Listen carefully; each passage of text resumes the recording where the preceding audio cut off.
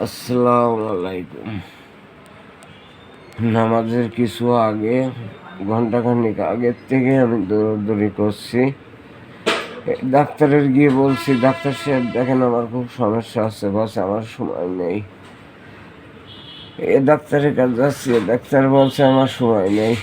লাস্টে ধ্যান আল্লাহর বলছি হাসপাতালে নিয়ে চলেন। আমার লাভ লাভ দিয়ে একটা ছেলে আমার কোলে নিয়ে, মাথাটা কোলে নিয়ে আমি হাসপাতালে আইছি। আমার ট্রিটমেন্ট দিয়েছে। আমার রাত্রে ডিম খাওয়া পড়লো। ডিমটা খাওয়ার থেকে আমার অঞ্জলা শুরু হয়েছে।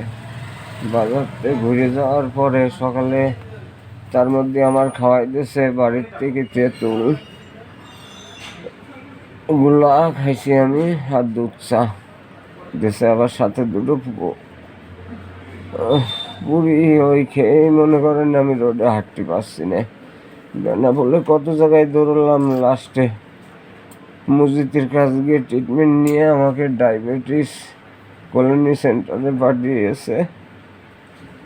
শেষে ইচ্ছা বেনাপোলে বড় হাসপাতাল দরকার।